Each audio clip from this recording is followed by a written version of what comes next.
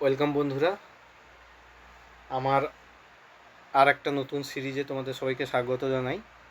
আমি অ্যাকচুয়ালি নিতিন সিংহানিয়া স্যারের Indian economy যে বইটা, এটা লেটেস্ট ভার্সন 4 এডিশন, যেটা 2023-24, এটার থেকে আমি তোমাদের ইকোনমিক্সটা করাবো। প্রত্যেকটা চ্যাপ্টার ধরে ধরে করাবো, ঠিক আছে? এখানে যেমন তোমার national income, unemployment, poverty, inflation, তারপরে মানি, ব্যাংকিং, মনিটারি পলিসি, বিভিন্ন রকম যে আছে, ঠিক আছে? বিভিন্ন ফিনান্সিয়াল ইনস্টিটিউশন, তারপর এগ্রিকালচার ইন্ডাস্ট্রি, সবগুলোই ধীরে ধীরে তোমাদের একটার পর একটা ধরে ধরে করিয়ে দেবো, ঠিক আছে? তো আজকের একদম প্রথম ক্লাস এই সিরিজে খালি এই নিতিন সিংহানিয়া স্যারের এই 4th এডিশনের বইটা থেকে তোমাদের করানো হবে, ঠিক আছে? চলো শুরু করি তাহলে। প্রথম চ্যাপ্টার আজকে কি হবে সেটা মানি, ঠিক আছে? মানি হচ্ছে কি? মানি বা যেটা আমরা বাংলা ভাষায় বুঝি টাকা। মানিটা কি? মানি কি? মানি হচ্ছে একটা মিডিয়াম অফ এক্সচেঞ্জ, ঠিক আছে? আমরা যদি আগেকার অ্যানসিয়েন্ট ইন্ডিয়ায় দেখতে পাবো, বাটার সিস্টেম চলতো। বাটার সিস্টেমটা কি? ধরো কোনো একজন ব্যক্তি, রাম, শ্যাম, ঠিক আছে? রামের কাছে আলু আছে, আর শ্যামের কাছে ধরো শ্যাম একজন কুমোর, সে মাটির বিভিন্ন জিনিসপত্র তৈরি করে। এবার রামেরও যেমন মাটির জিনিসপত্র দরকার, শ্যামেরও তেমন রামের থেকে শাকসবজি দরকার, ঠিক আছে? যেহেতু রাম কৃষক, তো রাম কি করলো, শ্যামকে হচ্ছে তার জিনিসপত্রগুলো দিল, মানে এগ্রিকালচারাল প্রোডাক্টগুলো, আর শ্যাম কি করলো, তার হচ্ছে পটারিগুলো রামকে দিল। ফলে উভয়ের জিনিসপত্র উভয়ের কাছে ব্যালেন্স হয়ে গেল, রামের যা যা দরকার সেটা হয়ে গেল, শ্যামের হয়ে গেল। এটা দুজনের ক্ষেত্রে বললাম। এটা যখন আরও অ্যানাদার ইন্ডিভিজুয়ালের সঙ্গে এরকম সম্পর্ক হতে থাকবে, ঠিক আছে? তো এটাই হচ্ছে বাটার সিস্টেম। বাটার সিস্টেমটা কি? একটা কোনো জিনিসের বদলে আর একটা জিনিস নেওয়া, ঠিক আছে? আর মানিটা কি? মানি হচ্ছে এরকম বাটার সিস্টেমের হচ্ছে ডেভেলপড ভার্সান। সেটা কীরকম? বাটার সিস্টেমের ক্ষেত্রে কোনো একটা জিনিসের বদলে আর একটা জিনিস দেওয়া হয়। আর মানিটাই হচ্ছে কি হয়, মানে আমি পার্টিকুলার কোনো একটা জিনিসকে মানি হিসাবে ধরে নিলাম। আমি ধরলাম যে এই লেখা এই পদার্থটা, এটা হচ্ছে মানি, ঠিক আছে? এর কিছু একটা ভ্যালু আছে। এর বদলে আমি ধরা যায় 5 কিলো চাল পাওয়া যায়, ঠিক আছে? আমি তাহলে যেখানে যাব সেক্ষেত্রে এইটা দিলে 5 কিলো চাল দেবে, দুটা দিলে 10 কিলো চাল দেবে, ঠিক আছে? তো সেটাই হচ্ছে মানি। দেখো এখানে কি বলেছে, মানি ইজ এনিথিং, মানে মানি যা কিছুই হতে পারে, that is proclaimed by law, সেটা ল দ্বারা প্রোক্লেম করা হয়েছে as a medium of exchange. কি বলেছিলাম, বাটারও তো একটা এক্সচেঞ্জের মিডিয়াম, তো মানিটাও হচ্ছে মিডিয়াম অফ এক্সচেঞ্জ হিসাবে ব্যবহার করা হয়। সাজ অ্যাজ পেপার নোটস আর কয়েন। আমাদের বর্তমান দিনে, ঠিক আছে, এখনকার সময় হচ্ছে মানি বলতে আমরা পেপার নোট আর কয়েন্সকে বুঝি, ঠিক আছে? এক্ষেত্রে হচ্ছে কি হয়, এই মানি আর কয়েনগুলোকে আমরা হচ্ছে কি বলি, ফিয়াট মানি, ঠিক আছে? ফিয়াট মানিটা বলি এই, মানে নোট আর কয়েনগুলোকে। আচ্ছা, ফিয়াট মানিটা কি? ফিয়াট মানিটা হচ্ছে কিছু না, যেটার হচ্ছে কোনো নিজস্ব ভ্যালু থাকে না কোন জিনিসে, ঠিক আছে? সেটাকে হচ্ছে ভ্যালু হিসাবে ডিফাইন করা হয় বলে, অথরাইজড করা হয় বলে সেটার ওই রকম ভ্যালু থাকে, সেটাই হচ্ছে ফিয়াট মানি, ঠিক আছে? আচ্ছা, it commands the order and authority of the government, ঠিক আছে? ধরো একটা 5 টাকার নোট, ঠিক আছে? সেখানে সিম্পল 5 টাকা লেখা আছে। এবার গভর্নমেন্ট ওইখানে গভর্নর অফ আরবিআইর হচ্ছে সই আছে, তারপর গভর্নমেন্ট অফ ইন্ডিয়া এটাকে হচ্ছে রেকগনাইজ করেছে যে এটাই 5 টাকার নোট, তাই জন্য ওইটার আমি ওই 5 টাকা, মানে ওই নোটটার বদলে আমরা 5 টাকা মূল্যের জিনিস নেওয়া দেওয়া করতে পারি, ঠিক আছে? সেরকম ওইটা যদি গভর্নমেন্ট দ্বারা ইস্যু করা না হয়, অথরাইজড না করা হয়, ওটা ল দ্বারা প্রোক্লেমড না করা হয়, তাহলে ওটা হচ্ছে ওর কোনো ভ্যালু নেই। সুতরাং মানি বর্তমান দিনের কনসেপ্ট অনুযায়ী যেটা হচ্ছে ল দ্বারা প্রোক্লেম করা হচ্ছে, যেটাকে মিডিয়াম অফ এক্সচেঞ্জ হিসাবে ব্যবহার করা হচ্ছে, আর গভর্নমেন্ট ওটাকে অর্ডার বা অথরিটি দিচ্ছে, সেটাই হচ্ছে মানি।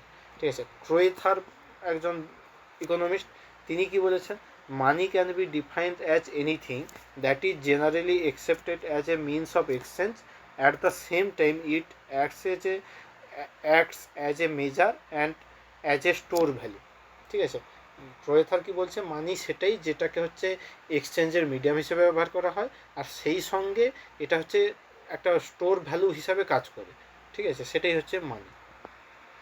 আচ্ছা, এই আগেই বলেছিলাম ফিয়াট মানি। ফিয়াট মানিটা কি, দেখো এখানে বলেছে সেটাই। Fiat money can be defined as a government issue currency. Fiat মানিটা কি, একটা গভর্নমেন্ট ইস্যু কারেন্সি, যেটা হচ্ছে একটা কারেন্সি যেটা গভর্নমেন্ট ইস্যু করেছে। ঠিক আছে, not backed by any physical commodity like gold or silver.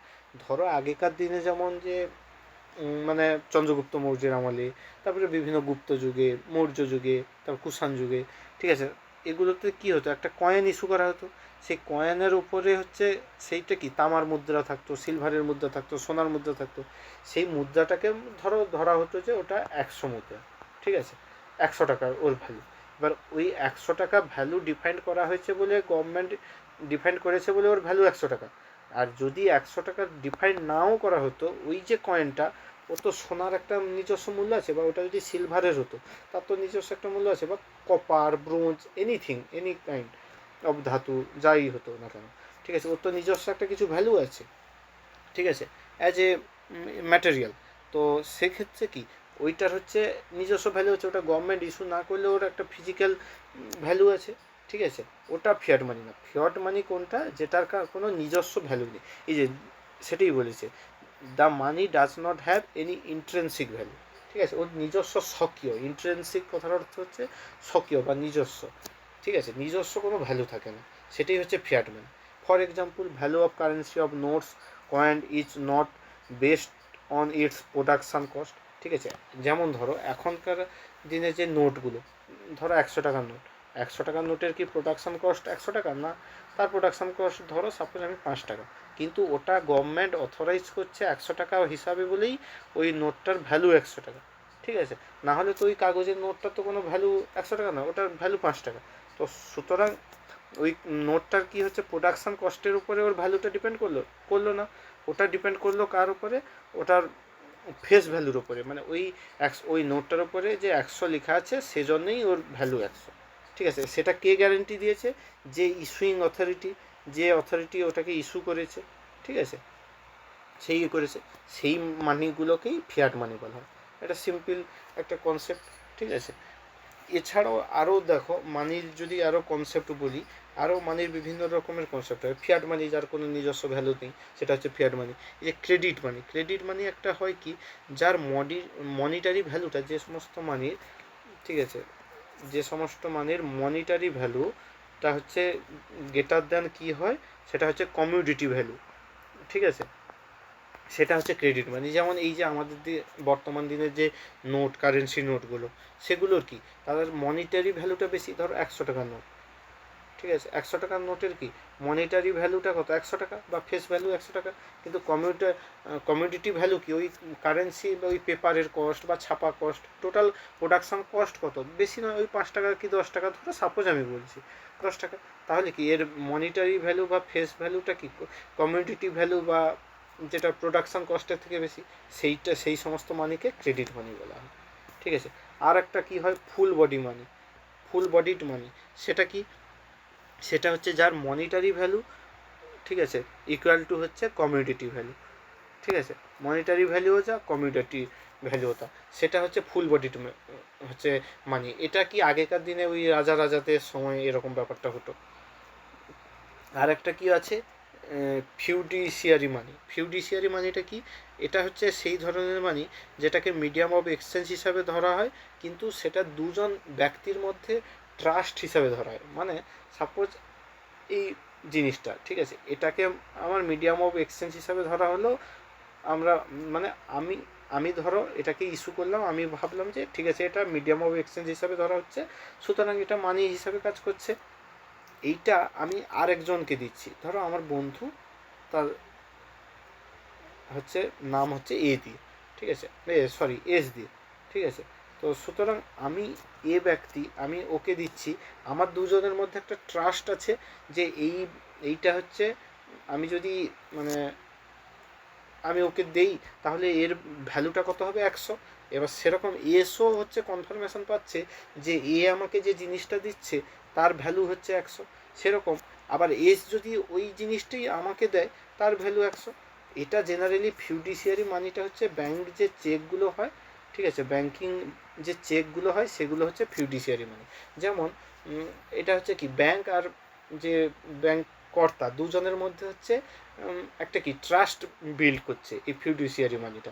যেমন একটা ব্যাংকিং চেক, ঠিক আছে, ওই ব্যাংকিং চেকে আমি সই করে দিলাম, সামথিং অফ অ্যামাউন্ট দিয়ে ওইটা করে সই করে দিলাম। ওই চেকটা যখন ব্যাংকে দেওয়া হচ্ছে তখন ব্যাংক ওই পরিমাণ অ্যামাউন্ট দিয়ে দিচ্ছে। সুতরাং কি, ব্যাংকও বিশ্বাস করছে যে ওই চেকটার ভ্যালু আছে, আর আমিও বিশ্বাস করছি ওই চেকটার ভ্যালু আছে। এবার ওই চেকটা তো আমি নিজে থেকে নিয়ে আসতে পারছি না, ওই চেকটা আমাকে কে দিচ্ছে? ওই চেকটা দিচ্ছে আমাকে ব্যাংক। সুতরাং ব্যাংক প্রথমে আমাকে বিশ্বাস করে দিয়েছিল, বা আমি বিশ্বাস করে ব্যাংকের কাছ থেকে নিয়েছিলাম। এবার ব্যাংক হচ্ছে কি করলো, আমি যখন ওর উপরে কিছু সামথিং অ্যামাউন্ট লিখে দিচ্ছি, ব্যাংক সেটাকে চেক করে ব্যাংকও বিশ্বাস করে দিল যে এটা আমিই দিচ্ছি, ঠিক আছে। এবার সেই অনুপাত টাকা ব্যাংক হচ্ছে উইথড্র করে দিল। সুতরাং কি, এটা দুজন ব্যক্তি মানে যে পে করছে আর যে নিচ্ছে টাকাটা, দুজনের মধ্যে হচ্ছে একটা ট্রাস্ট বিল্ড হলো। মানে সেই রকম টাইপের মিডিয়াম অফ এক্সচেঞ্জকে বলা হয় ফিউডিশিয়ারি মানি। তাহলে অ্যাকচুয়ালি এই ক্রেডিট মানি, তারপরে ফুল বডিড মানি, ফিউডিশিয়ারি মানি, এগুলো হচ্ছে মানে এই যে 4th এডিশানে নেই, ঠিক আছে, এই নিতিন সিকেন্দ্র স্যারের 4th এডিশানে নেই। এগুলো হচ্ছে আমি যখন পড়েছিলাম তখন এগুলো দেখেছিলাম, এই জন্য এইটা হচ্ছে এক্সট্রা আমি অ্যাড করেছি, ঠিক আছে। আচ্ছা, এরপরে কি হলো, তাহলে কি হলো, তাহলে ফিয়াট মানি, ক্রেডিট মানি, ফুল বডিড মানি আর ফিউডিশিয়ারি মানি। ফিয়াট মানি মানে যার কোনো নিজস্ব ভ্যালু নেই, সেটাকে হচ্ছে কোনো অথরিটি, যে ইস্যুইং অথরিটি, সে সেটাকে অথরিটি দিচ্ছে বলে তার ভ্যালু থাকছে, না হলে তার কমিউনিটি ভ্যালু কিছু নেই। ক্রেডিট মানি কি, যার মনিটারি ভ্যালুটা হচ্ছে ক্রেডিট ভ্যালু বা প্রোডাকশন কস্টের থেকে বেশি, সেটা ক্রেডিট মানি। আর ফুল বডিড মানি যার মনিটারি ভ্যালু আর ক্রেডিট ভ্যালু হচ্ছে বা কমিউনিটি ভ্যালু একই, সেটা হচ্ছে ফুল বডিড মানি। আর ফিউডিশিয়ারি মানি যেটা কি, যেটা যে পে করবে আর যে পেই দুজনের মধ্যে হচ্ছে ট্রাস্ট বিল্ড করছে, যেটা মানে পেয়ার আর পেইর মধ্যে হচ্ছে ট্রাস্ট বিল্ড করছে যে মানিটা, সেটা হচ্ছে ফিউডিশিয়ারি মানি, ঠিক আছে। আচ্ছা, এই যে মানিগুলো এতক্ষণে বললাম না, এই যে দেখো ব্যাপারটা হচ্ছে, এই ক্রেডিট মানির ক্ষেত্রে দেখলাম, ফিয়াট মানির ক্ষেত্রে দেখলাম, এর ক্ষেত্রে কি হলো, যে মনিটারি ভ্যালুটা এই টাকা, এটা হচ্ছে 1000 টাকা নোট, ঠিক আছে, এই 1000 টাকার নোটের এই ভ্যালুটা হচ্ছে 1000 টাকা। এইটা আমি যদি কাউকে দিই, তার বদলে সে আমার বা তিনি আমাকে 1000 টাকার জিনিসপত্র দেবে, মানে কোনো দোকানদারকে দিলে উনি আমাকে 1000 টাকার জিনিসপত্র দেবে, তাহলে ওই নোটটার ভ্যালুটা কত, ওই কাগজের টুকরোটার ভ্যালু হচ্ছে 1000 টাকা। কিন্তু ওটা তো মানে তৈরি করতে সরকারের 1000 টাকা পড়েনি, ওটা সামথিং অ্যামাউন্ট, ধরো 50 টাকা, কাগজ কেনা, তারপরে বন্ড, সমস্ত কিছু, ছাপার খরচ, সব কিছু মিলে 50 টাকা। বাকি যে 950 টাকা, সেটা হচ্ছে কি, সেটা হচ্ছে আরবিআইয়ের কাছে এক্সট্রা হিসাবে থেকে গেল, ঠিক আছে। সেটাই কিন্তু সিগনোরেজ, যেটা নেক্সট পড়াচ্ছি। দেখো কী বলেছে, সিগনোরেজটা কি, a face value of a currency note or coin, একটা কয়েন বা কারেন্সি নোটের হচ্ছে ফেস ভ্যালু যেটা আছে, সেখান থেকে তার অ্যাকচুয়াল প্রোডাকশান কস্ট বাদ দিলে যেটা পড়ে থাকে সেটা সিগনোরেজ, ঠিক আছে। এটা এখানে দেখো, শুধু আমি তো উদাহরণের সময় নোট বলেছিলাম, কিন্তু এখানে নট ওর কয়েন বলেছে। জেনারেলি দেখা যায় যে আগে মানে আমাদের আগে শুনেছিলাম, ঠিক আছে, আগে যে 5 টাকার কয়েনগুলো ছিল, পুরনো 5 টাকার কয়েনগুলো, সেগুলো অনেকটা মোটা ছিল, সেগুলো নাকি বাংলাদেশে হচ্ছে কালোবাজারি হতো। বাংলাদেশ গভর্নমেন্ট ওটা কি 5 টাকা দিয়ে কিনলো, ঠিক আছে, ওই 5 টাকা থেকে নাকি অনেকগুলো ব্লেড ওরা তৈরি করে ফেলতো ওই স্টিলটাকে গলিয়ে। ফলে ধরো ওখান থেকে যদি সে 7টা ব্লেড গলাতে তৈরি করতে পারে, তাহলে ওই 5 টাকার কয়েনটার ভ্যালু হচ্ছে, প্রত্যেকটা ব্লেডের মূল্য যদি 1 টাকা করেও যদি আমি ধরি, তাহলে 7 টাকা, তাহলে 2 টাকা প্রফিট হয়ে যাচ্ছে, তাহলে কালোবাজারি করেও তো লাভ হয়ে যাচ্ছে। সুতরাং এই জন্য কী করেছে, বর্তমান দিনে যে কয়েনগুলো দেখবে জেনারেলি পাতলা পাতলা হয়ে যাচ্ছে, 5 টাকার কয়েনগুলো একদম পাতলা, 2 টাকার কয়েনের সাইজ ছোট হয়ে গেছে, ঠিক ঠিক আছে, 1 টাকার কয়েনের তো সাইজ একদম আগেকার দিনে 50 পয়সার কয়েনের মতো হয়ে গেছে। তো এগুলো করছে কেন? অ্যাকচুয়ালি এতে প্রোডাকশান কস্টটা কমে যাচ্ছে, আর ওই যে কয়েনটার হচ্ছে ফেস ভ্যালুটা অনেক বেশি। আর সেই যে মানে এর ফলে আর কি যে কালোবাজারি করবে তার আর কোনো লাভ হবে না। এই জন্যই অ্যাকচুয়ালি এখনকার দিনের টয়েনগুলোকে একদম পাতলা করে দিচ্ছে। ঠিক আছে, আচ্ছা মেন কথায় আসি, যেটা কি বলেছে এই যে ফেস ভ্যালু। ঠিক আছে, face value of the currency note থেকে তার যে অ্যাকচুয়াল প্রোডাকশান কস্ট, ঠিক আছে, সেটা বাদ দিয়ে দিলেই হচ্ছে কি থাকছে, অ্যাকচুয়াল প্রোডাকশান কস্ট বাদ দিয়ে দিলে যেটা থাকছে সেটা হচ্ছে সিগনোরেজ। ঠিক আছে, এই সিগনোরেজটা কী হয়, এই সিগনোরেজ কে আর্ন করে? সিগনোরেজটা হচ্ছে আরবিআই আর্ন করে। যেহেতু আরবিআই হচ্ছে আরবিআই টাকা ছাপায়, তারপরে আরবিআই হচ্ছে টাকাটাকে জমা রাখে। ঠিক আছে, সব কিছুই আরবিআই করে। আরবিআই অ্যাকচুয়ালি সেন্ট্রাল গভর্নমেন্টের কী করে, মেন হচ্ছে মনিটারি ফাংশনগুলো দেখা করে, মানে টাকা লেনদেনের ব্যাপার ট্যাপারগুলো দেখে। সুতরাং আরবিআই তো সেন্ট্রাল ব্যাংক হিসেবে কাজ করে। তো সেক্ষেত্রে হচ্ছে ওই সিগনোরেজটা আরবিআই মানে আর্ন করে। ঠিক আছে, ওই যে প্রফিটটা ওটা আর্ন করে কে? আরবিআই। কিন্তু ওই আর্ন করার যে প্রফিটটা ওটা কি আরবিআই নিজের কাছে রেখে দেয়? না, পুরোটা নিজের কাছে রাখে না, কিছু পরিমাণ নিজে রাখে, আর কিছুটা হচ্ছে গভর্নমেন্ট অফ ইন্ডিয়াকে দিয়ে দেয়। কী বলেছে, এই যে থ্রু দ্য প্রিন্টিং কারেন্সি যে সিগনোরেজটা আরবিআই আর্ন করেছে, that becomes a major source of surplus or profit. সেটা আরবিআইয়ের কাছে মেজর সোর্স, মানে সোর্স অফ ইনকাম হয় একটা। ঠিক আছে, a part of that seigniorage is returned by RBI.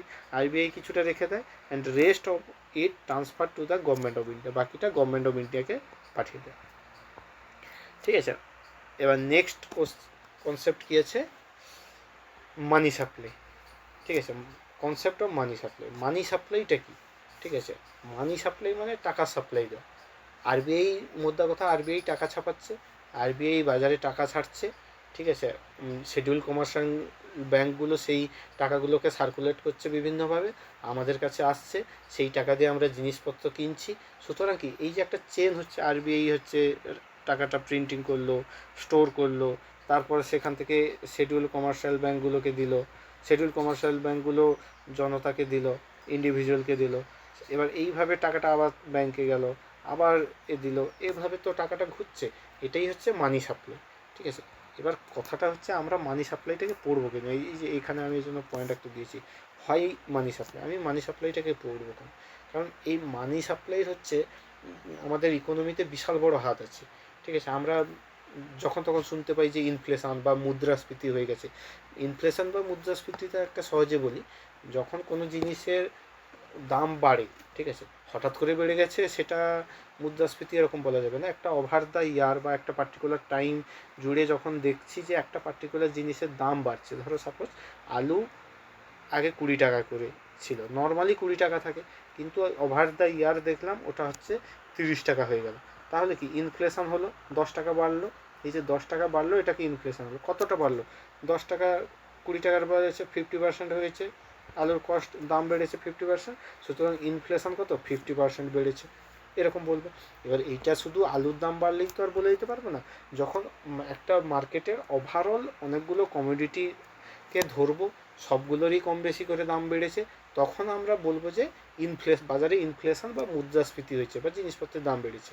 ঠিক আছে, এই মুদ্রাস্ফীতির ফলে কি হয় দেখো, আমরা জেনারেলি যখন বাজারে দেখি যে মুদ্রাস্ফীতি হয়েছে, জিনিসপত্রের দাম বেড়ে গেছে, তখন ধরো আলুর দাম আগে 20 টাকা ছিল, এখন 50 টাকা হয়ে গেছে। সুতরাং দেখবে আগে ওই মার্কেটটা থেকে, ওই একটা ইন্ডিভিজুয়াল মার্কেট থেকে যদি আগে হচ্ছে 100 কেজি আলু বিক্রি হতো, বর্তমানে হচ্ছে ওটা 100 কেজি হচ্ছে না, ওটা 70 কেজি হচ্ছে। তাহলে কি এই ডিমান্ডটা কমে গেল।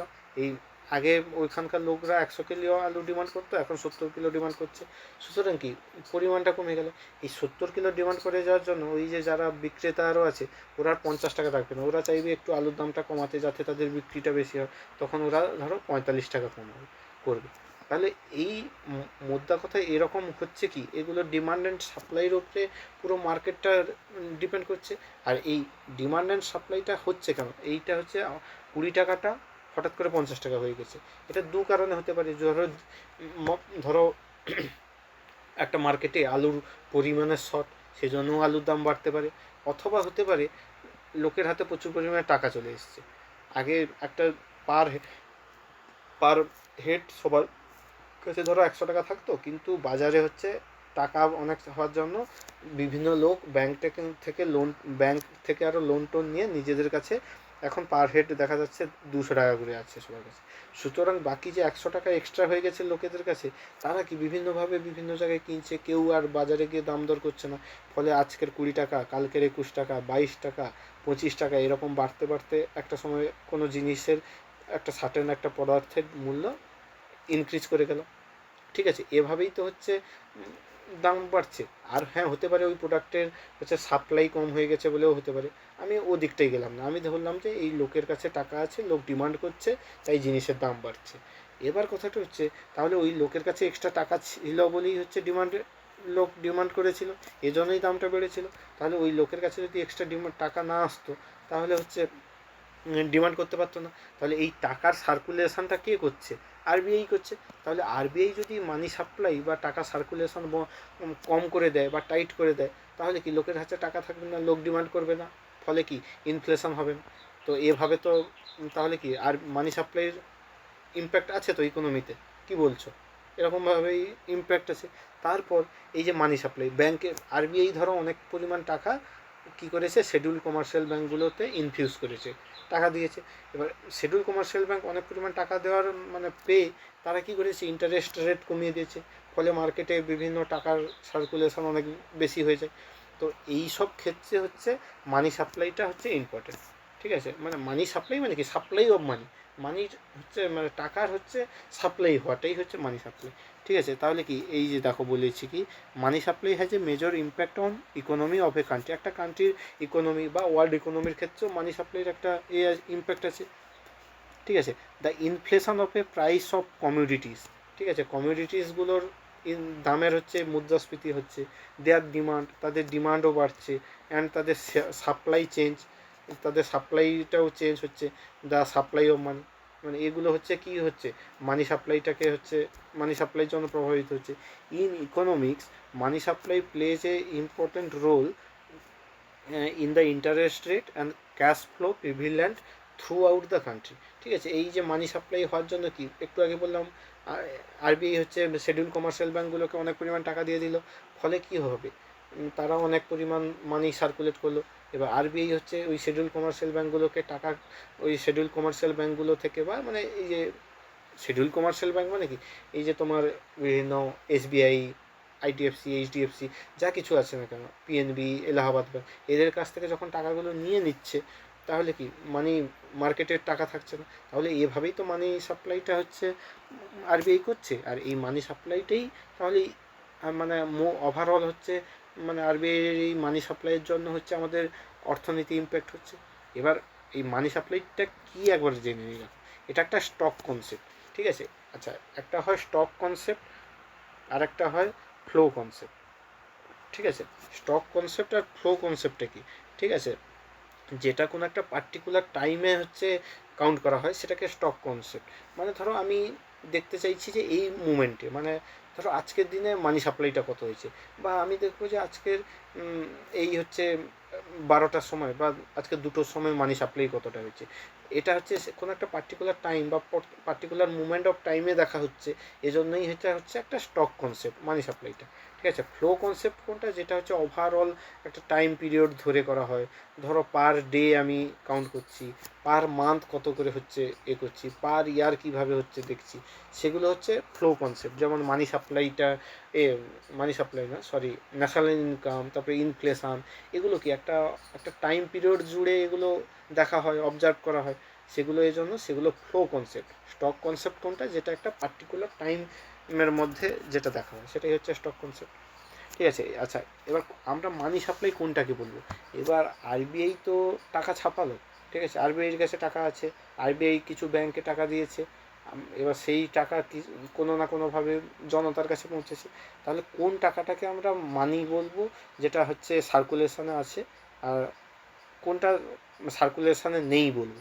ঠিক আছে, এখানে বলেছে দেখো, total stock of money in circulation among the public at a particular point of time. এটা কি বলেছিলাম, স্টক কনসেপ্ট কেন, এই যে at a particular point of time, কোনো একটা পার্টিকুলার পয়েন্ট অফ টাইমে জনতার কাছে, অ্যামং দ্য পাবলিক, জনতার কাছে যে পরিমাণ টাকাটা হচ্ছে সার্কুলেশন হচ্ছে, যেটা ঘুরছে, সেটাই হচ্ছে আমরা মানি সাপ্লাই বলবো।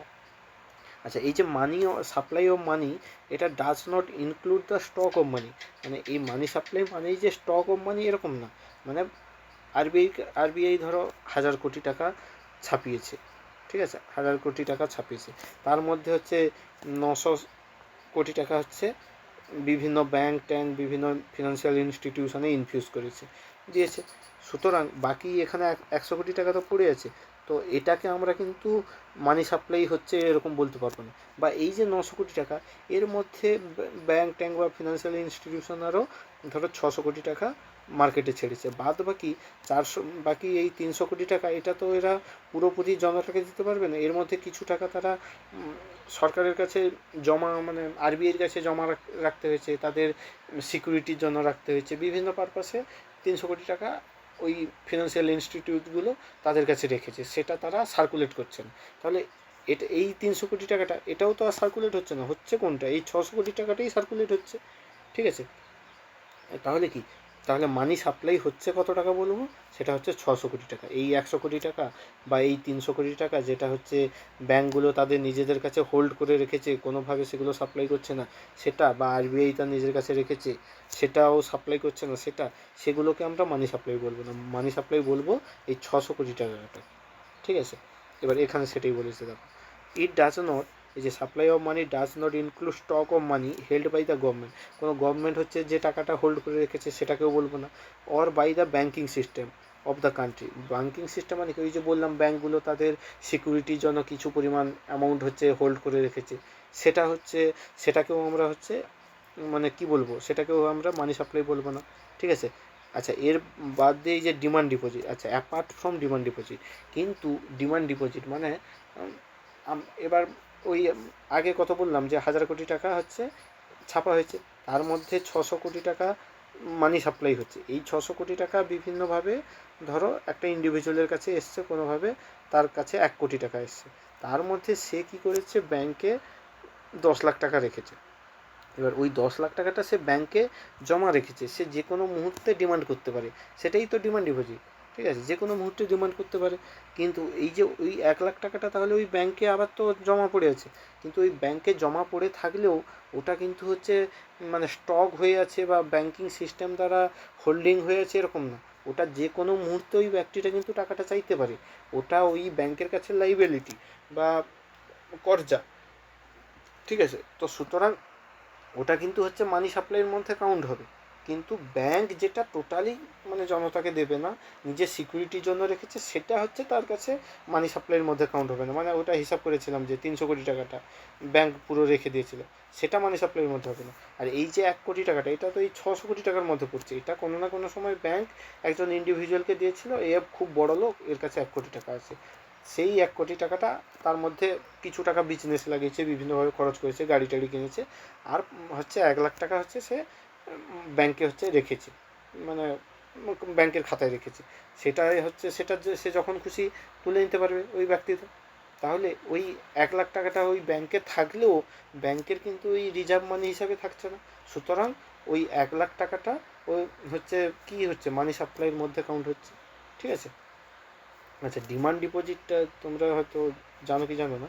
ডিমান্ড ডিপোজিট মানে দেখো, ডিমান্ড মানে কি, যেটা ডিমান্ড করতে পারবো, আমি চাইতে পারবো, ঠিক আছে। ডিপোজিট মানে যেটা আমি জমা করে এসেছি। তাহলে আমি একজন ব্যক্তি, আমি কোনো একটা ব্যাংকে গেলাম, এসবিআইতে গেলাম, ঠিক আছে, সেখানে গিয়ে আমি 50,000 টাকা জমা দিয়ে এলাম, ঠিক আছে।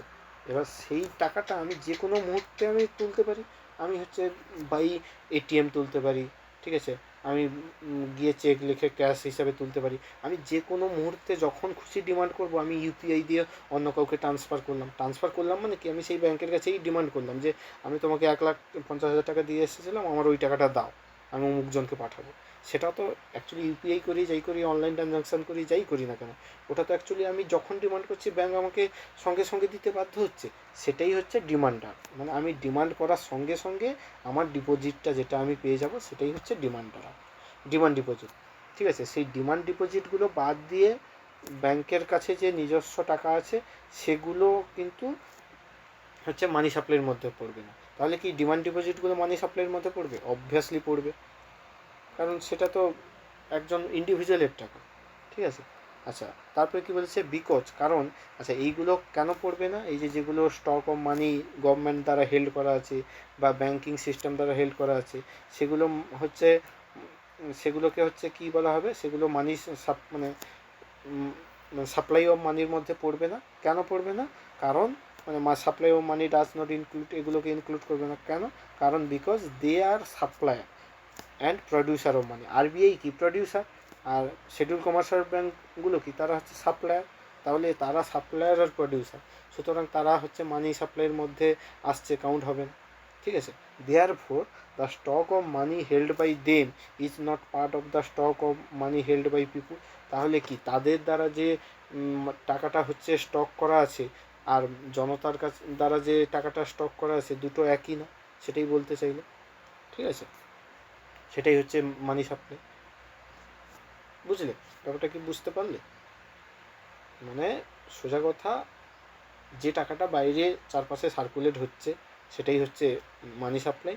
যেটা ব্যাঙ্কগুলো তাদের নিজের সিকিউরিটির জন্য রেখেছে, বা ব্যাঙ্কগুলো তার অন্য ব্যাঙ্কে হচ্ছে অন্য ব্যাঙ্কে সুদ দিচ্ছে। অনেক সময় হয় না যে একটা ব্যাঙ্ক আর একটা ব্যাঙ্কের কাছ থেকে, এ ব্যাঙ্কটা বি ব্যাঙ্কের কাছ থেকে ধার নিয়েছে, দিয়ে সেই টাকাটা সে তার কাছে রেখেছে।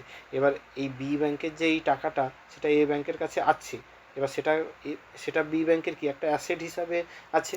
সুতরাং ওই যে টাকাটা, ওটা কিন্তু বি ব্যাংক তো আর অন্য কাউকে দিতে পারছে না, জনতাকে দিতে পারছে না। সুতরাং ওই টাকাটা কিন্তু হচ্ছে মানি সাপ্লাইয়ের মধ্যে কাউন্ট হবে না। ঠিক আছে, সেটা কি স্টক অফ মানি হয়ে থেকে যাচ্ছে ওই, কারণ যেহেতু তারা সাপ্লায়ার অফ মানি ব্যাঙ্কগুলো।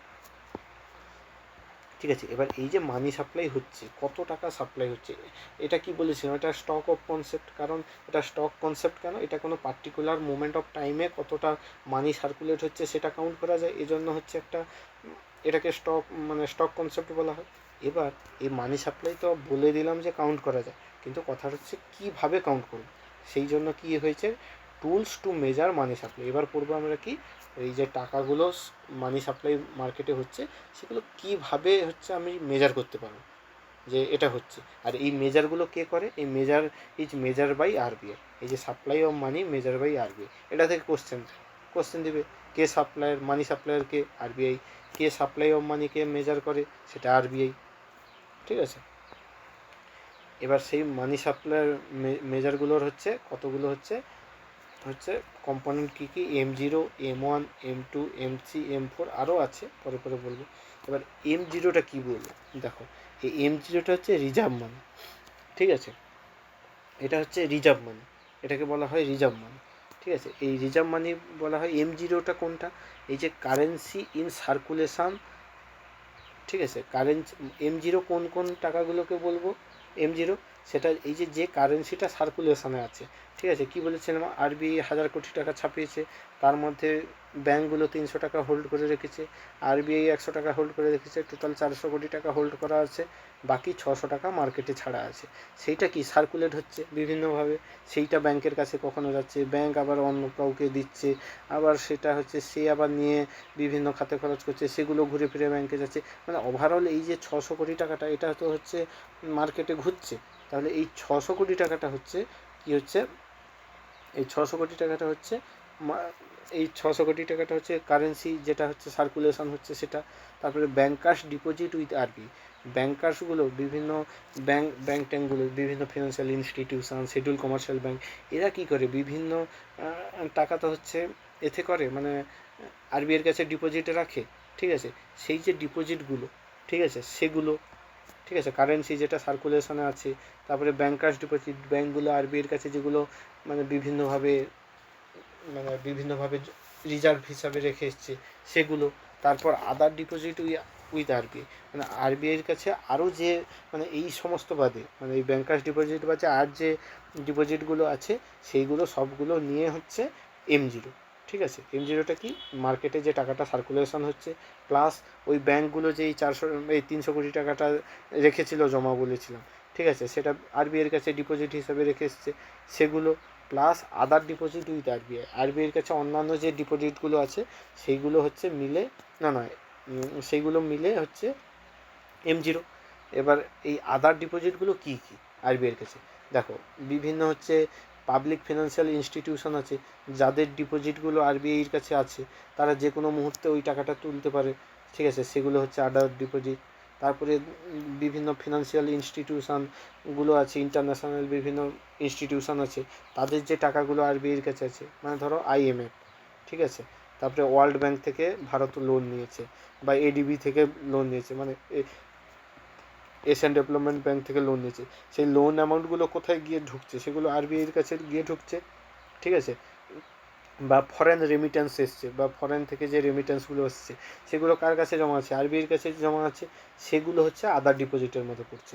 বা বিভিন্ন ফরেন গভর্নমেন্ট, ধরো বিভিন্ন সময় হয় না, জাপান সরকার ভারত সরকারকে মনিটারি মানে টাকা হচ্ছে হেল্প করে, সাহায্য করে, সেই যে আদার গভর্নমেন্টের টাকা সেগুলো হচ্ছে আরবিআইয়ের কাছে আছে। বা অনেক সময় হয় কি, বিভিন্ন বিদেশি বিভিন্ন গভর্নমেন্ট হচ্ছে কি করে, বন্ড কিনে রাখে বিভিন্নভাবে, তো ওই সমস্ত বিদেশি বিভিন্ন দেশের যে টাকাগুলো আরবিআইয়ের কাছে তারা রেখে গেছে, মানে বিভিন্ন সুদে টুদে রেখে গেছে বা যে কোনোভাবে রেখে গেছে, এবার সেই যে টাকাগুলো, সেই যে ডিপোজিটগুলো, সেগুলো আদার ডিপোজিটের মধ্যে পড়ছে, ঠিক আছে। আরবিআইয়ের কাছে এই যে আদার ডিপোজিটগুলো সেগুলো পড়ছে। আদার ডিপোজিটগুলো তাহলে কী কী হলো, বিভিন্ন পাবলিক ফিনান্সিয়াল ইনস্টিটিউশনগুলোর ডিপোজিটগুলো যেগুলো আরবিআই রেখেছে, তারপরে বিভিন্ন ইন্টারন্যাশনাল ইনস্টিটিউশন আরবিআইকে যে টাকাগুলো দিয়েছে, রেমিটেন্সগুলো যে ঢুকেছে আরও, সেগুলো আরবিআইয়ের কাছে আছে সেগুলো। তারপরে বিভিন্ন ফরেন গভর্নমেন্টের যে টাকাগুলো আছে সেগুলো হচ্ছে হবে, ঠিক আছে। তাহলে আদার ডিপোজিটের মধ্যে কোনগুলো পড়বে না, এবার যেগুলো হচ্ছে এই যে শিডিউল কমার্শিয়াল ব্যাঙ্কগুলো যে হয়তো টাকা কিছু আরবিআইয়ের কাছে জমা রেখে এসছে, সেগুলো কিন্তু আদার ডিপোজিটের মধ্যে পড়বে না।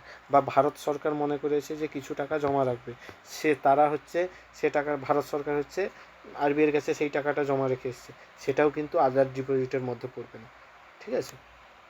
এটা হচ্ছে M0 হলো। M1টাকে ন্যারো মানি বলা হয়, ঠিক আছে। এবার M1টা কোনটা, যেটা কারেন্সি উইথ পাবলিক, ওই যেটা বললাম যে টাকাটা হচ্ছে সার্কুলেশন হচ্ছে জনগণের কাছে যে টাকাটা আছে সেটা।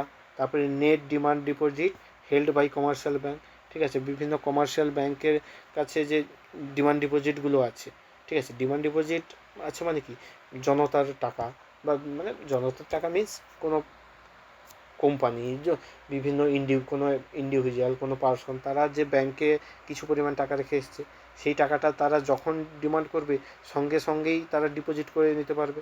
সেই যে ডিমান্ড ডিপোজিটগুলো, সেই ডিমান্ড ডিপোজিটগুলো যে কমার্শিয়াল ব্যাঙ্কগুলোর কাছে আছে, কমার্শিয়াল ব্যাঙ্ক বলতে কি, SBI, তারপরে PNB, HDFC, ICICI, এই যে কমার্শিয়াল ব্যাঙ্কগুলো, এদের কাছে যে ডিমান্ড ডিপোজিটগুলো আছে সেগুলো হচ্ছে তার যোগফল, সেটা হচ্ছে কি ন্যারো মানি। তাহলে ন্যারো মানি কী কী, কারেন্সি উইথ পাবলিক, আর net demand deposit held by commercial bank, এটা হচ্ছে M1 হলো, ঠিক আছে। M2 কি, M1 মানে এই যে M1টা currency with public, net demand deposit by commercial bank, এটা plus savings deposit of post office savings bank, ঠিক আছে। এই যে পোস্ট অফিস, এখন তো পোস্ট অফিস সেভিংস ব্যাঙ্ক আছে, অনেকে কী করে ব্যাংকে টাকা রাখে, অনেকে কী করে পোস্ট অফিসে গিয়ে টাকা রেখে আসে, সেগুলো সেভিংস ডিপোজিট হিসাবে রেখে আসে, যে ধরো 5 বছরের জন্য সেভিংস করে এলো, কিছুদিন পরে সে চাইলে ওই টাকাটা তুলে নিয়ে আসতে পারবে। এবার ওই যে পোস্ট অফিসে যে টাকাগুলো আছে, সেই M1-এর সাথে সেইগুলোকে যোগ করলে হচ্ছে M2 পাওয়া যাবে, ঠিক আছে। আবার M3 কীভাবে পাওয়া যাবে, এই যে M1-এর সাথে কী করতে হবে, মানে M1 মানে কি, M1 মানে হচ্ছে কারেন্সি উইথ পাবলিক, মানে জনগণের কাছে যে টাকাটা আছে, প্লাস ওই যে কমার্শিয়াল ব্যাঙ্কগুলোর কাছে যে টাকাগুলো আছে, কমার্শিয়াল ব্যাঙ্কগুলোর কাছে যে ডিমান্ড ডিপোজিটগুলো আছে, প্লাস আরও কী আছে, আদার্স ডিপোজিট উইথ আরবিআই, সেগুলো মিলে তো M1 হয়। তার সাথে যে নেট টাইম ডিপোজিট, সেগুলো ব্যাংকিং সিস্টেমের দ্বারা আছে, মানে বিভিন্ন ব্যাংকের কাছে যে টাইম ডিপোজিটগুলো আছে সেগুলো হচ্ছে টাইম ডিপোজিটগুলো, সেগুলোকে সবগুলোকে যোগ করলে হবে M3, ঠিক আছে। এবার টাইম ডিপোজিট আর ডিমান্ড ডিপোজিটের মধ্যে পার্থক্য কী, ডিমান্ড ডিপোজিটটা হচ্ছে তুমি ইনস্ট্যান্ট ক্যাশ তুলতে পারবে, মানে আমার অ্যাকাউন্টে হচ্ছে 5,000 টাকা আছে, আমি যখন খুশি ওটাকে যখনই ডিমান্ড করবো সঙ্গে সঙ্গে ব্যাঙ্ক আমাকে ওই 5,000 টাকা দিয়ে দেবে, ঠিক আছে, ওটা হচ্ছে ডিমান্ড ডিপোজিট, ঠিক আছে। আর টাইম ডিপোজিট মানে কি, যেটা ওই 5,000, ধরো আমি 50,000 টাকা কোনো ব্যাংকে রেখে এসেছি, আমি বলেছি যে ব্যাংকে তুমি আমাকে, তোমার এটা আমি রেখে গেলাম, আমি 3 বছর পরে এসে টাকাটা নেবো, আর তোমার কাছে এই পরিমাণ সুদ হিসাবে এই টাকাটা রেখে গেলাম, 3 বছর পরেই নেবো। এবার আমি কিন্তু ওই 3 বছরের আগে গিয়ে ওই টাকাটা তুলতে পারবো না। এবার যদি তুলি, বিভিন্ন শর্তে তুলতে হবে। এমনি যখন খুশি, মানে at a moment, instant of টাইমে আমি টাকাটা তুলতে পারবো না। ওই টাকাটা তোলার জন্য আমাকে ব্যাংকের কাছে যেতে হবে। ওই 3 বছরের আগে যদি আমি তুলতে চাই, ব্যাংকের কাছে গিয়ে ওই টাকাটা আমাকে প্রথমে ভাঙাতে হবে। ওই সেভিংস বা টাইম ডিপোজিট থেকে আমাকে প্রথমে ডিমান্ড ডিপোজিটে নিয়ে আসতে হবে, তারপর আমি তুলতে পারবো। ঠিক আছে, ওই টাইম ডিপোজিট মানে কি, এখানে টাইম, সময় বলে দিচ্ছে, ওই নির্দিষ্ট টাইমের আগে আমি ওটা তুলতে পারবো না। ওই যদি তুলি, আমাকে ব্যাংকের ব্রাঞ্চের সাথে যোগাযোগ করতে হবে, দিয়ে ওটা টাইম ডিপোজিট থেকে সেভিংস অ্যাকাউন্টে নিয়ে আসতে হবে, বা আমাকে ডিমান্ড ডিপোজিট হিসাবে নিয়ে আসতে হবে, তারপর আমি ওটাকে ডিমান্ড করতে পারবো। ঠিক আছে, এইগুলো মিলে কি M3 ঠিক আছে। এবার M4 কি, এই যে M3, যতগুলো M3 হলো সেগুলো plus total deposit of post office savings bank. আর পোস্ট অফিস সেভিংস অর্গানাইজেশনে যে টোটাল যে যা কিছু ডিপোজিট আছে, মানে জনগণ টাকা রেখেছে, সরকার টাকা রেখেছে, যে যা কিছু যা রেখেছে সবগুলো যোগ করলেই হবে M4 কি, তাহলে পুরোটাকে নিয়ে নিচ্ছে। ঠিক আছে, এবার কি, হ্যাঁ, এই পোস্ট অফিস সেভিংস ব্যাংকে অনেক সময় গভর্নমেন্ট কী করে, এই যে ন্যাশনাল সেভিংস সার্টিফিকেটসগুলো রাখে, যেগুলো কিন্তু মানে মানি সাপ্লাইয়ের মধ্যে কাউন্ট হবে না। ঠিক আছে, এই যে এক্সক্লুডিং বলে দিচ্ছে, মানি সাপ্লাইয়ের মধ্যে হবে। তাহলে আমরা কি হিসাবে দেখছি, যে M0টা যদি এই হয়, M1টা এরকম, M3টা তার, M2টা তার থেকেও বড়। ঠিক আছে, এ M3টা কীরকম তার থেকেও বড়, আর M4 সবার থেকে বড়। এবার এইটা কি, এর মধ্যে ভারতে কোনগুলো বেশি ইউজ হয়, M0, M1 আর M3, এগুলো ভারতে সব থেকে বেশি ইউজ হয়। আর M2 আর M4 খুব কম ইউজ হয় ভারতে। ঠিক আছে, এবার এক্ষেত্রে দেখো, এখানে দিয়েছে the decreasing order of liquidity these monetary aggregates কীরকম, M0 থেকে M0 সব থেকে বেশি লিকুইড, পরপর যত আমি বাড়তে যাব M1 কম, লিকুইডিটি কমতে থাকবে। M2 সেটা লিকুইড আরও কম লিকুইড। ঠিক আছে, M3 তার থেকে আরও কম লিকুইড, M4 তার থেকে আরও কম লিকুইড।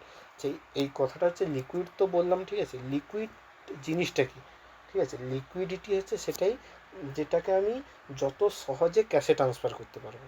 ঠিক আছে, তাহলে বলবো যে কোনটা সব থেকে বেশি লিকুইড, আমাদের হাতে ইন হ্যান্ড যে ক্যাশটা থাকে, নোট বা কয়েন যেটা থাকে, সেটাই সব থেকে বেশি লিকুইড। কারণ ওইটা দিয়ে আমি যখন খুশি যা কিছু জিনিসপত্র কিনতে পারবো, না অবশ্য ওই দামের ভেতরে কিনতে পারবো, তাহলে ওটা কি আমি যখন খুশি খরচ করতে ফেলতে পারবো, তাহলে ওটাই বেশি লিকুইড। তারপরে ধরো আমার কাছে গোল্ড আছে, সোনা আছে, আমি তো যে কোনো দোকানে গিয়ে, আলু পেঁয়াজের দোকানে গিয়ে বলতে পারি না, তুমি আমার এই সোনার জিনিসটা না রাখো, আমাকে টাকা দাও, মানে আমাকে দাও, টাকা দাও। ঠিক আছে, দোকানদার দিবে না। হ্যাঁ, ও হয়তো প্রফিটে হয়েও যেতে পারে, কিন্তু এরকম দিবে না, কারণ ওই সোনাটা নকলও হতে পারে। ও যাচাই করবে সোনাটা আসল কি নকল, ওর ওজন কত, ওর পরিমাণ ভ্যালু আমাকে টাকা, ওর পরিমাণ বা ওর যতটা ভ্যালু ও মনে করবে সেই পরিমাণ টাকা দেবে, সেই টাকাটা আমি এসে জিনিসপত্র কিনতে পারবো। তাহলে কি, প্রসেসটা অনেকটা লেন্দি হয়ে গেল, তাহলে কি লিকুইডিটিটা অনেকটা কমে গেল। ঠিক আছে, আরও ধরো আমার কাছে জায়গা জমির কাগজপত্র আছে। ঠিক আছে, ওই জায়গা জমির কাগজপত্রটা যদি আমি কাউকে বিক্রি করার পরে সে আমাকে টাকা দেবে। ঠিক আছে, সেই টাকা আমি তারপরে খরচ করতে পারবো, তাহলে কি আরও লিকুইডিটিটা আরও কমে যাচ্ছে। ফলে কি, এই লিকুইডিটির সংজ্ঞা সেটাই, যে আমরা কোনো জিনিসকে যত তাড়াতাড়ি ক্যাশে ট্রান্সফার করতে পারবো, বা ওই জিনিসটা থেকে আমি যত তাড়াতাড়ি খরচ করে ওর বদলে কোনো কমিউডিটি কিনতে পারবো। ঠিক আছে, সেটাই লিকুইড। ঠিক আছে, এবার দেখো, এবার কি বলেছে, যত M0, M1, M2, M3 এরকম পরপর যত আমরা এগাতে থাকবো, তত লিকুইডিটিটা ডিক্রিজ করতে থাকবে। কেন, এবার দেখো একটু, আমরা চোখ দিলেই বলতে পারবো। আচ্ছা, এই যে কারেন্সি ইন সার্কুলেশন, জনতার কাছে যে টাকাটা আছে, সেটা টাকাটা আছে মানেই কি, সেটা একদম হাইলি লিকুইড জিনিস। তারপরে এই যে ব্যাংকার্স ডিপোজিট উইথ আরবিআইয়ের কাছে যে ব্যাংকার্সগুলো টাকা রেখেছে, তারা যে কোনো মুহূর্তে টাকাটা তুলতে পারে, দিলে তারা ইনফিউজ করে দেবে মার্কেটে। সুতরাং সেটা অনেকটাই হচ্ছে মানে লিকুইড, হাইলি লিকুইড। তারপরে আদার ডিপোজিট উইথ আরবিআই, আরবিআইয়ের কাছে আদার ডিপোজিটগুলো কোনগুলো, বিভিন্ন এথের টাকা, মানে বিভিন্ন গভর্নমেন্টের বিভিন্ন ফিনান্সিয়াল ইনস্টিটিউট থেকে পাওয়া টাকাগুলো, ঠিক আছে, বিভিন্ন পাবলিক ফিনান্স ইনস্টিটিউশনের টাকাগুলো, সেগুলো আছে, সেগুলো যে কোনো মুহূর্তে হচ্ছে মার্কেটে চলে আসতে পারে। সুতরাং কি এটা হাইলি লিকুইড হচ্ছে M0। M1 দেখো, M1-এর ক্ষেত্রে এই যে ডিমান্ড ডিপোজিট হচ্ছে, যে টাকাগুলো রাখা আছে আর মানে ওই ব্যাঙ্কগুলোর কাছে, সেটা তুলনামূলক রাখা আছে, সেটা আমি ওইটা আমাকে কি করতে হবে, ওই টাকাটা প্রথমে ডিমান্ড করতে হবে, তুলতে হবে, তুলে তারপর আমাকে খরচ করতে হবে, মানে তো একটু প্রসেসটা আর একটু বেড়ে গেল, মানে কি লিকুইডিটি ডিক্রিজ করে গেল। M2-তে কি হলো, এই অ্যামাউন্টগুলো তার সাথে কি savings deposit of post office bank, post office savings deposit যদি রাখি, আমাকে পোস্ট অফিস যেতে হবে, পোস্ট অফিস থেকে টাকা তুলতে হবে, তারপর আমি কোনো কমিউডিটি কিনতে পারবো, তাহলে কি সেটা আরও লিকুইডিটি কমে গেল। তারপরে net time deposit, time deposit তো আরও এক কঠিন ব্যাপার, কারণ ওটা নির্দিষ্ট টাইমের জন্য আমি ব্যাংকে রেখে এসেছি, ওটা তার আগে যদি আমাকে তুলতে হয় ব্যাংকে যেতে হবে, ব্যাংকে গিয়ে নেগোসিয়েট করতে হবে, দিয়ে তারপর ওটাকে প্রথমে স্টোর ভ্যালু চেঞ্জ করতে হবে ডিমান্ড ডিপোজিট হিসেবে, তারপর ওই টাকাটা আমি তুলতে পারবো, দিয়ে খরচ করতে পারবো। তাহলে আলটিমেটলি কি আরও মানে আমার খরচ করার সময়টা অনেক কমে গেল, ওই টাকাটা তুলে আনতে হবে, অনেকটা লেন্দি প্রসেস হয়ে গেল, তারপর আমি খরচ করতে পারছি, মানে কি লিকুইডিটিটা পরপর আরও ডিক্রিজ করে গেল না। তাহলে আমরা কি পরপর দেখতে পাচ্ছি, M0-টা যতটা ইজিলি আমি খরচ করতে পারতাম, M1-এর থাকা টাকাগুলো তার থেকে একটু কম, মানে একটু বেশি সময় লাগছে খরচ করতে গেলে, প্রথমে সেগুলোকে কনভার্ট করতে হচ্ছে, তারপর খরচ করতে হচ্ছে। M2-র ক্ষেত্রেও সেম, আরও বেশি সময় লাগছে, M3-র ক্ষেত্রে আরও বেশি, M4-এর ক্ষেত্রে আরও বেশি সময় লাগছে। এই জন্যই বলেছে কি যে এই যে লিকুইডিটিটা পরপর ডিক্রিজ করছে, ঠিক আছে। আচ্ছা, এইগুলো হচ্ছে অ্যাকচুয়ালি 1961-এ হচ্ছে একটা কমিটি বসেছিল মনিটারি, এই মনিটারি অ্যাগ্রিগেটগুলো মানে নিয়ে আসার জন্য একটা কমিটি বসেছিল, তারাই M0, M1, M2, M3 এগুলোকে এনেছিল। তারপরে যখন হচ্ছে পরপর ইকোনমি হচ্ছে অনেকটা ডেভেলপ করলো, চারপাশ থেকে মানে সমস্ত কিছু থেকে টাকা আসছে, মানে ইকোনমি যখন ডেভেলপ করতে শুরু করলো, তখন নতুন নতুন আরও চিন্তাভাবনা ইভলভ হতে শুরু করলো।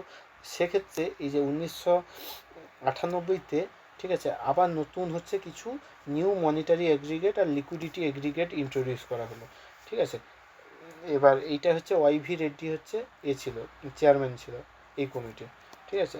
নতুন মনিটারি অ্যাগ্রিগেট নিয়ে আসা হলো। এবার তিনটা নতুন মনিটারি অ্যাগ্রিগেট নিয়ে আসা হয়েছে আর লিকুইডিটি অ্যাগ্রিগেট নিয়ে আসা হয়েছে।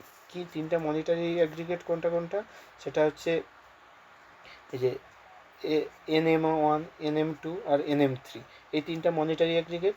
আর লিকুইডিটি অ্যাগ্রিগেট কোনগুলো, লিকুইডিটি অ্যাগ্রিগেট হচ্ছে L1, L2 আর L3, এগুলো লিকুইডিটি অ্যাগ্রিগেট। আচ্ছা, তাহলে আগের যে আমাদের সিস্টেম ছিল ওল্ড আর এখন নিউ, এদের মধ্যে পার্থক্য কি হলো, দুটো এর মধ্যে পার্থক্য কি দেখা যাচ্ছে, যে এই যে আগের সিস্টেমে এই যে মনিটারি অ্যাগ্রিগেট আর লিকুইডিটি অ্যাগ্রিগেট, ঠিক আছে, আর লিকুইডিটি অ্যাগ্রিগেট একসাথেই মানে কাউন্ট হতো, এগুলো একসাথে কাউন্ট করা হতো। এক্ষেত্রে কী করা হলো, নিউ সিস্টেমে কী করা হলো, মনিটারি অ্যাগ্রিগেটকে আর হচ্ছে লিকুইডিটি অ্যাগ্রিগেটকে সম্পূর্ণভাবে আলাদা করে দেওয়া হলো। আরও একটা কী করা হলো, যে এই যে আগে যে পোস্টাল ডিপোজিটগুলোকে কাউন্ট করা হতো, ঠিক আছে, এই যে পোস্টাল ডিপোজিটগুলোকে আমরা দেখতে পাবো কি এইখানে, এই যে পোস্ট অফিস সেভিংস ব্যাঙ্ক, তারপরে এই যে এখানে আছে পোস্ট অফিস সেভিংস অর্গানাইজেশন, এইগুলো যে পোস্টাল সেভিংস ব্যাঙ্কগুলো করা হতো, এগুলো নিউ অ্যাগ্রিগেটে কিন্তু নিয়ে আসা হলো না। বলা হলো যে পোস্ট অফিস একটা ফিনান্সিয়াল ইনস্টিটিউশন হিসেবে কাজ করে, সে তো কোনো ব্যাঙ্ক হিসাবে কাজ করে না, সুতরাং তার এগ্রিগেটগুলো আমরা কেন যোগ করবো মানি সাপ্লাইয়ের ক্ষেত্রে, ঠিক আছে। তো এই ক্ষেত্রে হচ্ছে নতুন, মানে এইটা ওল্ড মনিটারি অ্যাগ্রিগেট আর নিউ মনিটারি অ্যাগ্রিগেটের পার্থক্য। ওল্ডে হচ্ছে সব কিছু যোগ ছিল, লিকুইডিটি অ্যাগ্রিগেট, মনিটারি অ্যাগ্রিগেট একসাথে ছিল, যেটা নিউতে আলাদা করে দেওয়া হয়েছে। ওল্ডে হচ্ছে পোস্ট অফিস সেভিংস ব্যাঙ্কগুলো ছিল, আর যেটা নিউতে সেগুলোকে সম্পূর্ণভাবে রিমুভ করে দেওয়া হয়েছে, ঠিক আছে। আচ্ছা, এবার আমরা দেখব কি, আচ্ছা এই যে সিস্টেমটা এসেছিলো না 1998-99, এটা হচ্ছে 1999 2000 সাল নাগাদ এটা হচ্ছে মানে মানে লঞ্চ করা হয়েছিল, তারপরে এগুলো ফাংশন করা শুরু করেছিল। আচ্ছা, এগুলো ফাংশন করা শুরু করেছিল বলে পূর্বের যে মনিটারি অ্যাগ্রিগেটগুলোকে পুরোপুরি বন্ধ করে দেওয়া হয়েছে এরকম কিন্তু না, এগুলোকেও সাথে সাথে চালানো হচ্ছিল, যাতে দেখা যায় যে কোনটাই মানে মানি সাপ্লাইটা ভালোভাবে কাউন্ট করা যায় আর কি। আচ্ছা, নতুন মনিটারি যে অ্যাগ্রিগেটগুলো সেগুলো দেখে নিই কী বলেছে। NM1, ঠিক আছে, NM1টা কি? কারেন্সি উইথ পাবলিক, সেই জনগণের কাছে যে টাকা আছে। তারপরে demand deposit with banking system, banking সিস্টেমে যে ডিমান্ড ডিপোজিটগুলো আছে, মানে জনগণ যেভাবে টাকাটা রেখে এসছে তাদের অ্যাকাউন্টে আরও যে টাকাটা আছে, যেটা যখন খুশি ডিমান্ড করে তুলতে পারবে সেই টাকাটা, plus other deposit with RBI। আদার ডিপোজিটগুলো কোনগুলো সেগুলো তো আগে বললাম, ঠিক আছে। এগুলো হচ্ছে NM1। NM2 কি? এই যে সমস্ত NM1 প্লাস আরও কি যে শর্ট টার্ম টাইম ডিপোজিটগুলো আছে সেগুলো, রেসিডেন্টদের যে শর্ট টার্ম টাইম ডিপোজিটগুলো সেগুলো। আচ্ছা, শর্ট টার্ম টাইম ডিপোজিটগুলো কোনগুলো? যেগুলো হচ্ছে মানে খুব কম সময়ের জন্য, 1 বছরের আরও আছে বা তার থেকেও কম আছে, সেগুলো শর্ট টার্ম টাইম ডিপোজিট। সেগুলো হচ্ছে মিলে হচ্ছে NM2। NM3 কোনটা? NM1 হবে। তার সাথে যে লং টার্ম টাইম ডিপোজিটগুলো আছে রেসিডেন্টদের, মানে জনগণের যে লং টার্ম টাইম ডিপোজিটগুলো আছে সেগুলো, plus call oblique term fund, যেগুলো ফিনান্সিয়াল ইনস্টিটিউশনের কল মানি বা টার্ম মানি আছে সেগুলো। আচ্ছা, এই কল মানি আর টার্ম মানিটা কী বলি তাহলে? ঠিক আছে, কল মানিটা মানে যেটা হচ্ছে যে কোনো মুহূর্তে হচ্ছে মানে কল করলেই ওই টাকাটা পাওয়া যাবে, ঠিক আছে, সেটাই হচ্ছে কল মানি, যে কোনো মুভমেন্টে। এগুলো জেনারেলি কল মানি এই টার্মটা হচ্ছে ইউজ করা হয় ইন্টার ব্যাঙ্কিং হচ্ছে ফ্যাসিলিটির ক্ষেত্রে। মানে ধরো SBIর হচ্ছে টাকা লাগবে কোনো মুভমেন্টে, হচ্ছে SBIর কিছু পরিমাণ টাকা লাগবে, সে HDFCর কাছে গেল, ঠিক আছে, তার কাছ থেকে লোন নিল। এবার ওই HDFC যখন খুশি ওই টাকাটা কিন্তু চেয়ে ফেলতে পারে, ঠিক আছে। এবার সেই চাওয়ার কোনো সময় বলবে না যে এই সময় আমি চাইবো, ওই সময় চাইবো, এরকম না, তার যখন খুশি সে চেয়ে নিতে পারে, ঠিক আছে। সেইটা হচ্ছে কল মানি, ঠিক আছে। এগুলো জেনারেলি ইন্টার ব্যাঙ্কিং ফ্যাসিলিটির ক্ষেত্রে ইউজ করা হয়। আমি তুমি গিয়ে হচ্ছে এই কল মানি বা টার্ম মানি এগুলো মানে ইউজ করতে পারবে না, ঠিক আছে। টার্ম মানিটা কোনটা? যেটা হচ্ছে জেনারেলি ওই সেই একই ব্যাপার, মানে কোনো ব্যাংক আর একটা ব্যাংকে টাকা দিচ্ছে, কিন্তু এক্ষেত্রে কি আগে কি কল মানির ক্ষেত্রে কী হতো, যে যে টাকা দিচ্ছে মানে লেন্ডার, যে ব্যাংকিং লেন্ডার হিসেবে ছিল, সে যে কোনো মুহূর্তে হচ্ছে ওই টাকাটা হচ্ছে চেয়ে নিতে পারে। কিন্তু টার্ম মানির ক্ষেত্রে সে 1 থেকে 14 দিন পর্যন্ত চাইতে পারবে না, তারপর থেকে 15 দিন থেকে 1 বছরের মধ্যে যে কোনো মুহূর্তে টাকা চাইতে পারে, ঠিক আছে। এই 15 দিন থেকে 1 ইয়ার, ঠিক আছে, এই মুভমেন্টে সে যে কোনো মুহূর্তে টাকা চাইতে পারে, কিন্তু 1 দিন থেকে 14 দিনের মধ্যে কোনো টাকা চাইতে পারবে না, সেটা হচ্ছে টার্ম মানি, ঠিক আছে। তাহলে কি হলো, LM3টা হচ্ছে NM2, আর long term time deposit of resident, আর কল মানি আর টার্ম মানিগুলো যেগুলো ফিনান্সিয়াল ইনস্টিটিউশনের আছে সেগুলো, এগুলো মিলে হচ্ছে NM3 হচ্ছে। আর লিকুইডিটি এগ্রিগেটগুলো L1টা কি? সেটা হচ্ছে LM3 হচ্ছে, তার সাথে all deposit of post office savings bank. দেখো, এতক্ষণ আমরা মনিটারি এগ্রিগেট বললাম, সেখানে কি পোস্ট অফিসের কোনো গল্প পেয়েছি? পাইনি। সেটাই হচ্ছে নতুন মনিটারি এগ্রিগেটে কি বললাম, যে বলেছিলাম না যে পোস্ট অফিসগুলোকে আলাদা করে দিয়েছিল, ঠিক আছে। এবার দেখো, লিকুইডিটি এগ্রিগেটের ক্ষেত্রে পোস্ট অফিস সেভিংস ব্যাঙ্ক এসছে। L2 ক্ষেত্রে কি হলো, L1টা তার সাথে হচ্ছে এই যে terms deposit, term lending institution, refinancing institution মানে কি? মানে যে সমস্ত ব্যাংক ব্যাংক বা ফিনান্সিয়াল ইনস্টিটিউশনগুলো ট্যাঙ্কগুলোকে টাকা দেয়, বা অন্য কোনো ফিনান্সিয়াল ইনস্টিটিউশনকে টাকা দেয়, ঠিক আছে। এবার এরা ডিরেক্টলি জনতা, রিফিনান্সিং ইনস্টিটিউশন ডিরেক্টলি জনতাকে টাকা দেয় না, এরা বিভিন্ন ফিনান্সিয়াল ইনস্টিটিউশন বা ব্যাংকে টাকা দেয়।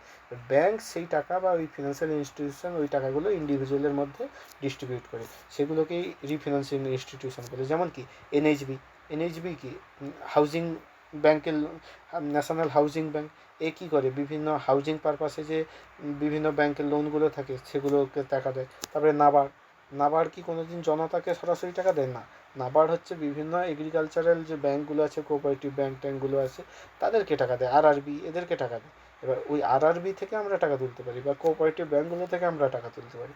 তো এইগুলোকে বলা হয় কিন্তু অ্যাকচুয়ালি রিফিনান্সিং ইনস্টিটিউশন, ঠিক আছে।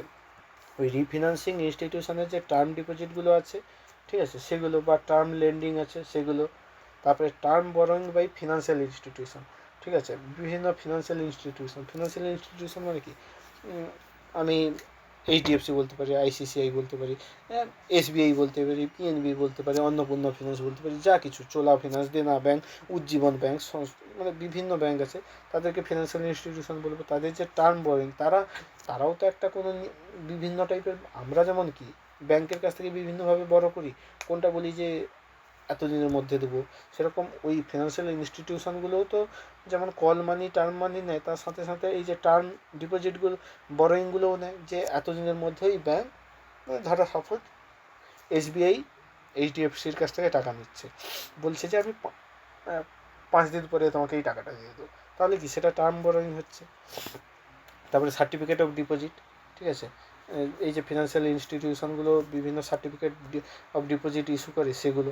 আচ্ছা, সার্টিফিকেট অফ ডিপোজিট মানে এটা একটা হচ্ছে শংসাপত্র, ঠিক আছে। এই বিভিন্ন ফিনান্সিয়াল ইনস্টিটিউশনগুলো সার্টিফিকেট প্রদান করে। সে ধরো তোমার কাছ থেকে লোন নিল, ঠিক আছে, সাপোজ ফিনান্সিয়াল ইনস্টিটিউশনটা তোমার কাছ থেকে টাকা নিল, সে ধরো 100 টাকা নিয়েছে, এবার সে ওই সার্টিফিকেট ইস্যু করলো যে এই 100 টাকা নিয়েছি আমি 5 বছরের জন্য নিয়েছি, এই ধরো কিছু পরিমাণে ইন্টারেস্ট নিচ্ছে, তারপরে 5 বছর পরে 250 টাকা দেবে, এই মর্মে একটা সার্টিফিকেট ইস্যু করে দিল, সেটাই হচ্ছে সার্টিফিকেট অফ ডিপোজিট, ঠিক আছে। এই সার্টিফিকেট অফ ডিপোজিটগুলো কারা ইস্যু করে? বিভিন্ন ফিনান্সিয়াল ইনস্টিটিউশনগুলো। মানে ওই 5 বছর পরে ওই যে কোনো ইন্ডিভিজুয়াল কোথাও গেলে, কোনো ব্যাংকে দেখালে ওই সার্টিফিকেটের ব্যাপারে, বা ওই ফিনান্সিয়াল ইনস্টিটিউশনের কাছে গেলে ওই 5 বছর পরে ওই সার্টিফিকেটটা দেখালে 250 টাকা দেবে। কিন্তু সে ওই ব্যক্তিটা কত জমা দিয়েছিল? 100 টাকা, কিন্তু সে কথা হয়েছে 5 বছরের কথা হয়েছে কত? 250 টাকা, সুতরাং সে 250 টাকা পাবে। সেগুলো হচ্ছে সার্টিফিকেট অফ ডিপোজিট, ঠিক আছে। L3 কোনগুলো? এই সমস্ত L2, তার সাথে কি public deposit with of non banking financial company, মানে এনবিএফসি। এনবিএফসি মানে কি? মানে কিছু হচ্ছে মানে ফিনান্সিয়াল ইনস্টিটিউশন দু প্রকারের হয়, একটা ব্যাঙ্কিং ফিনান্সিয়াল ইনস্টিটিউশন আর একটা নন ব্যাঙ্কিং। এই ব্যাঙ্কিং ফিনান্সিয়াল ইনস্টিটিউশনগুলো এরা ডিপোজিট নিতে পারে, মানে আমরা যাই না বিভিন্ন ব্যাংকে, দেখবে গিয়ে টাকা জমা দিতে পারি, মানে ডিমান্ড ডিপোজিট, মানে যেটা টাকা দিলাম ওখান থেকে যখন খুশি আমি ডিমান্ড করে তুলতে পারবো, ওরা টাকা পয়সা লেনদেন করতে পারে, ঠিক আছে, ওগুলো ব্যাংক। আর যারা ওই সব করতে পারবে না, মানে মানে কাউকে হচ্ছে কারোর ডিপোজিটে রাখতে পারবে না কোনো ব্যক্তি, সেটা হচ্ছে তারা হচ্ছে এনবিএফসি। এরা কি করে? এরা তোমাকে লোন দিতে পারে, ঠিক আছে, তারপরে তোমার দেওয়ার লোন নিতে পারে, ঠিক আছে, তারপরে ধরো ইন্স্যুরেন্স যে কোম্পানিগুলো আছে এগুলো সবই এনবিএফসি, ঠিক আছে।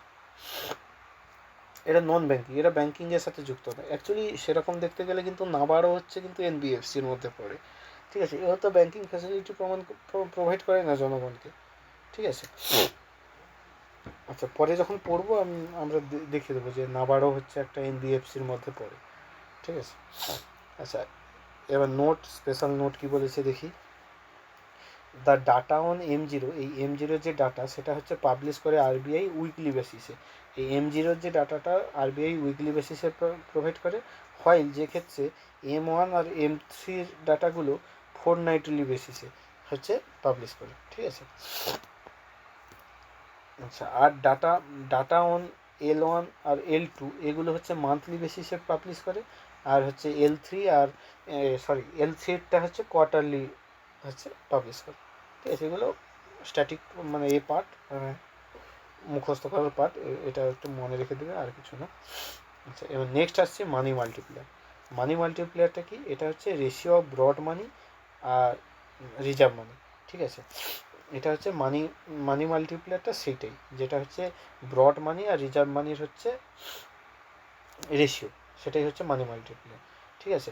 এই মানি মাল্টিপ্লায়ারটা হচ্ছে, এটা কি ইন্ডিকেটস করে? এটা হচ্ছে ইনিশিয়াল ডিপোজিটটাকে করে, যেটা হচ্ছে এই টোটাল মানি সাপ্লাইকে হচ্ছে করে। আচ্ছা, এই যে মানি মাল্টিপ্লায়ার ঠিক আছে, এটা সমান হচ্ছে এম M3/M0 সম্ভবত, M2 এটা ভুল আছে, ঠিক আছে, এটা M3/M0 হবে, ঠিক আছে, M3/M0, ঠিক আছে। যেক্ষেত্রে M3কে কী বলা হয়? ব্রড মানি, এই তো ব্রড মানি বলা আছে, ratio of broad money by reserve money কি M0, ঠিক আছে। এই দুটো রেশিওকে বলা হয় মানি মাল্টিপ্লায়ার, ঠিক আছে। এই মানি মাল্টিপ্লায়ারটা হচ্ছে মানি মাল্টিপ্লায়ার মানে হচ্ছে অ্যাকচুয়ালি হয় মানি